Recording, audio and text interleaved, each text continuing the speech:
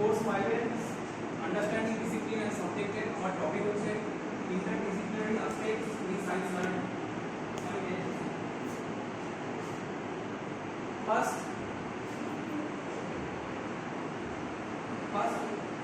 বিজ্ঞান কাকে বলে?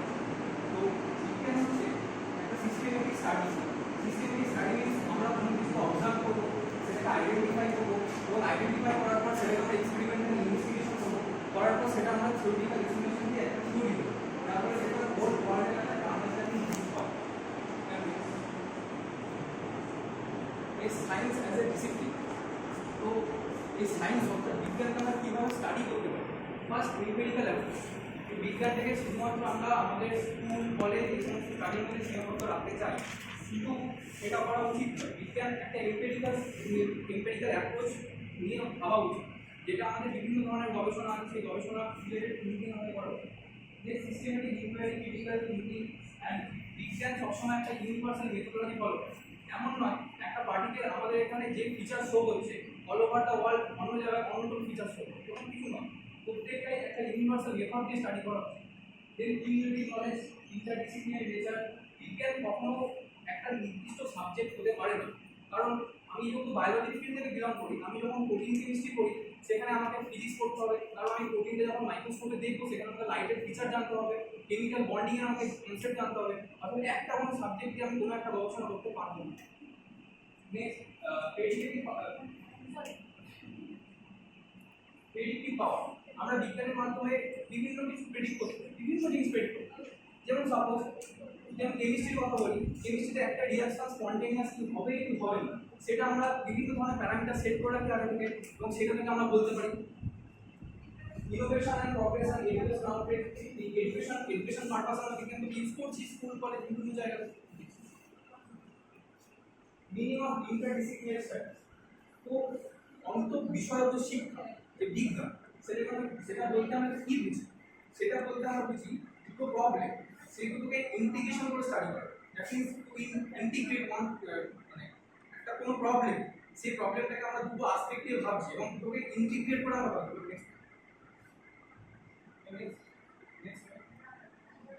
তো আমাদের মধ্যে একটা মিসকনসেপশন আছে যে ইন্টারডিসিপ্লিনারি আর মাল্টিডিসিপ্লিনারি, এরকম একটা মিসকনসেপশন। তো কি যখন আমরা ইন্টারডিসিপ্লিনারি স্টাডি করব তখন দুটো প্রবলেম তাকে আমরা ইন্টিগ্রেট করে স্টাডি করে আমরা একটা কমন আউটকাম বুঝবো। কিন্তু যখন মাল্টিডিসিপ্লিনারি হয়ে যাবে তখন কি হবে? দুটো প্রবলেম তাদেরকে আমরা স্টাডি করব, বাট আমরা ইন্টিগ্রেট করব, আমরা তাদের প্যারালালি স্টাডি করে আমরা যে রেজাল্ট পাবো সেটাই বলা হচ্ছে আউটকাম। তো এই যে প্রেডিক্টস ইন্টার বলতে আমরা কি? ইন্টার বলতে আমরা বুঝি একটা সাবজেক্ট তার বিভিন্ন ব্রাঞ্চ, সেই ব্রাঞ্চগুলোর মধ্যে যে সেই রিলেশনগুলো আমরা বুঝি ইন্টার। তো ইন্টার মানে আমি একটু আগেই বললাম যে ইন্টার মানে হচ্ছে টু ইন্টিগ্রেট, কোনো কিছু ইন্টিগ্রেট করে স্টাডি করলে কি হয়? আমাদের একটা ওভারঅল থিঙ্কিং তৈরি হয়, ওভারঅল নলেজ তৈরি হয়।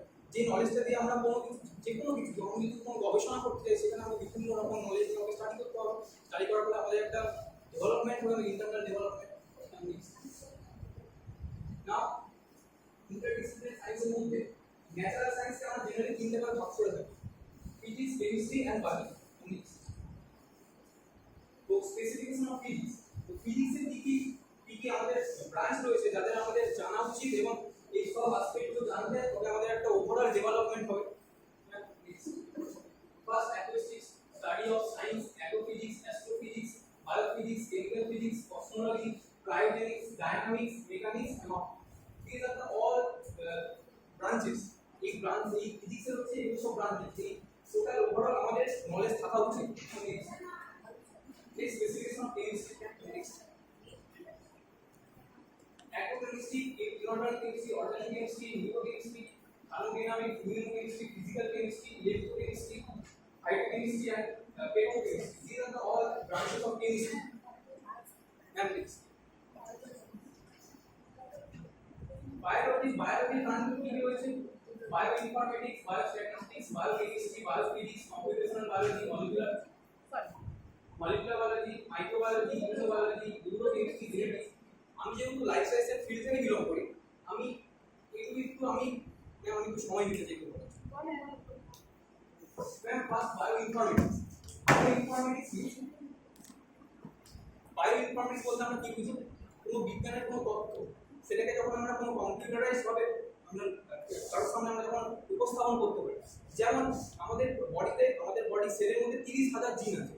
এই 30,000 জিনকে আমি ইন্ডিভিজুয়ালি স্টাডি করতে পারবো না যতক্ষণ না তাদের আমি একটা ডেটাবেসের মধ্যে আনতে পারবো।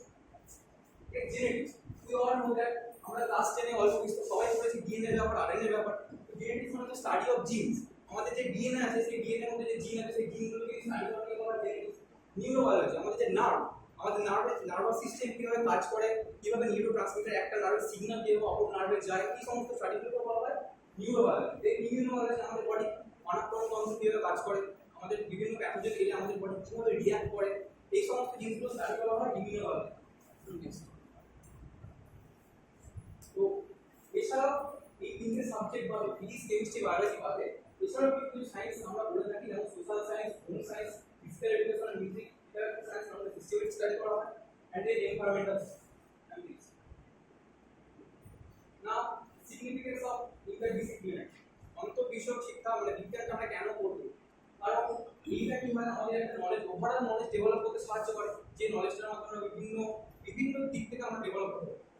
যে কম্বিনেশন মানে আমাদের বিষয়বোধ অনেকটা উন্নত হয় যখন আমরা একটা জায়গা থেকে বেরিয়ে বিভিন্ন দিকগুলো স্টাডি করব।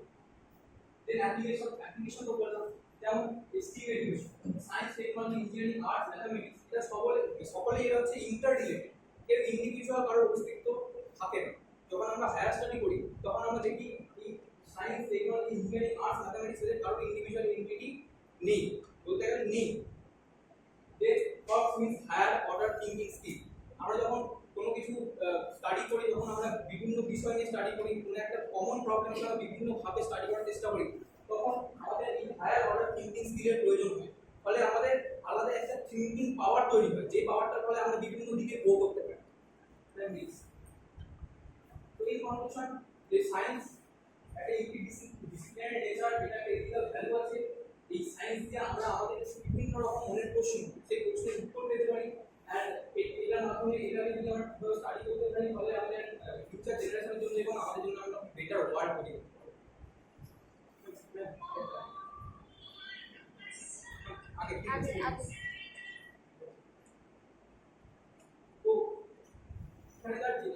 ছবি দেওয়া আছে, উনি হলেন, আমরা সকলেই এনাকে চিনি, আমরা সকলেই ক্লাস 10 এ বায়োলজি বইতে আমরা এটাকে দেখেছি। ইনি হলেন ডিএনএ এর আবিষ্কারক ফ্রান্সিস ক্রিক। তো আমি কেন এই ছবিটা এখানে দিয়েছি, তার ইন্টারডিসিপ্লিনারি অ্যাসপেক্ট আছে বলে দিয়েছি। এবার আমি এটা বলতে চাই যে ইনি ফ্রান্সিস ক্রিক, ইনি ছিলেন একজন স্ট্রাকচারাল ফিজিসিস্ট, ইনি একজন ফিজিক্সের লোক। তিনি ডিউরিং সেকেন্ড ওয়ার্ল্ড ওয়ার, দ্বিতীয় বিশ্বযুদ্ধের সময়, তিনি ইংল্যান্ডে একটা ফিজিক্সের ল্যাবরেটরিতে কাজ করতেন। তার ল্যাবরেটরিতে মিসাইল করার জন্য তার ল্যাবরেটরি নষ্ট হয়ে যায় এবং তিনি ল্যান্ডমাইন তৈরি করতে শুরু করেন ফিজিক্সের ল্যাবরেটরি। কিন্তু একটা টাইম পর তার মনে হয় যে আমি যে ল্যান্ডমাইন তৈরি করছি এটার ফলে অনেক জীবন নষ্ট হয়ে যাচ্ছে, তো আমি জীবন নষ্ট করতে পৃথিবীতে আসিনি, আমি জীবনের রহস্য খুঁজতে এসেছি। ওই জন্য তিনি ওই স্ট্রাকচারাল ফিজিক্স ছিল, সেকেন্ড ওয়ার্ল্ড ওয়ারের পর উনি কাজ করতে শুরু করলেন বায়োফিজিক্স নিয়ে।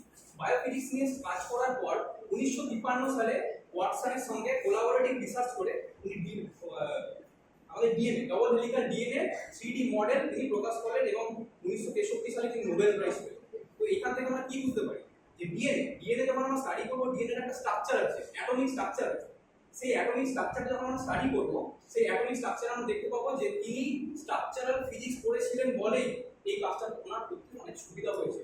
ফলে কি ওনার নলেজ একটা জায়গা সীমাবদ্ধ ছিল না, ইন্টারডিসিপ্লিনারি অ্যাসপেক্ট ছিল, ওই জন্য তিনি এই কাজটা করতে পেরেছেন।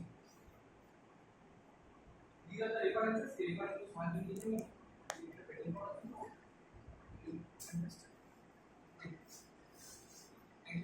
Watson